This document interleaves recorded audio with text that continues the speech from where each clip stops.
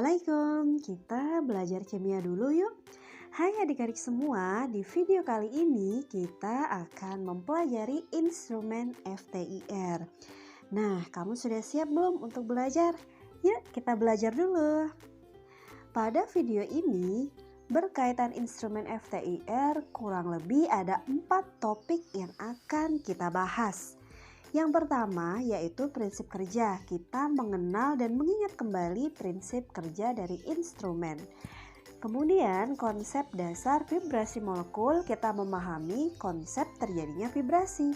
Yang ketiga, kita mengetahui dan mampu membedakan jenis-jenis macam vibrasi. Dan yang terakhir tentunya kita bisa membaca serta meramalkan struktur senyawa berdasarkan spektranya. Nah, jika ada pertanyaan mengapa ya kita menganalisis suatu senyawa menggunakan FTIR? Karena dengan menggunakan instrumen FTIR kita mampu mengidentifikasi suatu senyawa berdasarkan gugus fungsinya. Yuk kita lanjut. Nah, ini adalah penampakan dari instrumen FTIR itu sendiri. Nah, kalian masih ingat gak sih terkait rem dan juga materi? Nah, di instrumen FTIR, rem yang kita gunakan adalah sinar inframerah yang berinteraksi dengan suatu materi berupa molekul senyawa, terutama molekul senyawa organik. Hasil dari interaksi rem dan materi akan menghasilkan suatu vibrasi molekul. Hasil dari tumpukan dan penguatan vibrasi akan menghasilkan output berupa bilangan gelombang. Nah, berkaitan dengan radiasi elektromagnetik IR ini berada pada bilangan gelombang 12.800 sampai 10 per cm. Dibagi menjadi 3 daerah, yaitu ada daerah dekat, ada daerah pertengahan, dan juga ada daerah jauh. Untuk daerah pertengahan adalah daerah yang paling mungkin dan paling sering digunakan untuk mengidentifikasi khususnya senyawa organik. Nah, berkaitan dengan materi, di sini berupa molekul senyawa. Nah, syaratnya itu ada 2 yang bisa diidentifikasi dengan instrumen FTIR. Yang pertama, senyawa memiliki ikatan kovalen, dan yang kedua, memiliki nilai momen dipol atau momen dipolnya tidak sama dengan 0. Oke, kita lanjut ke konsep dasar vibrasi. Nah, misalkan nih, kita punya 2 buah atom yang kita beri warna berbeda, yang masing-masing atom memiliki massa. Kemudian dia terikat satu sama lain, di mana ikatan ini kita umpamakan suatu pair yang memiliki gaya sebesar K.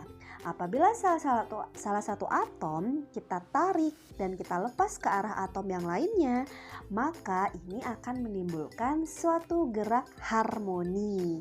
Nah, gerak harmoni inilah yang bisa kita identifikasi dan hitung berdasarkan hukum Hooke, di mana frekuensi sebesar 1/2 Vc akar dari konstanta gaya per mu, di mana mu adalah massa dari masing-masing atom. Kurang lebih seperti itu ya.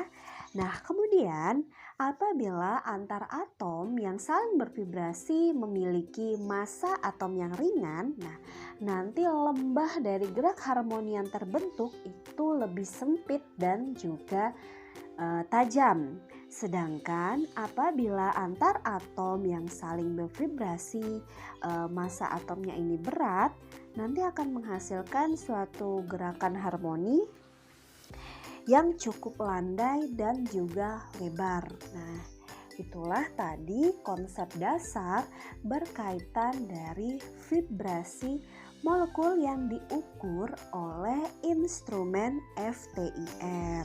Nah, kalian bisa pahami ya.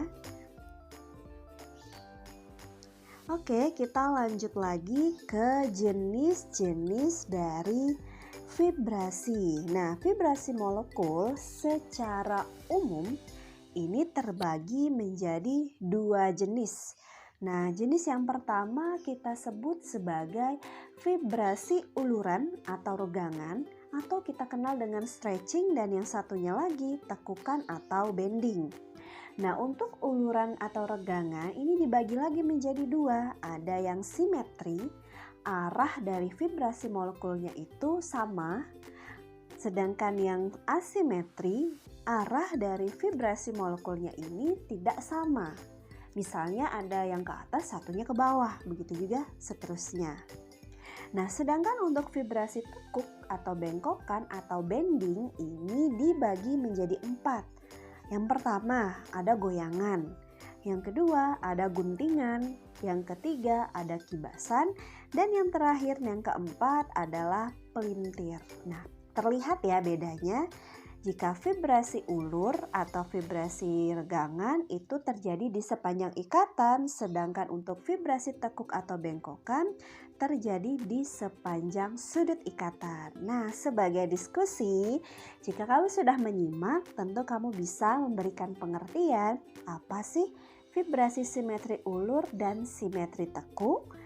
Kemudian yang kedua, mengapa hanya senyawa yang punya momen dipol saja yang aktif menyerap IR dan menghasilkan vibrasi.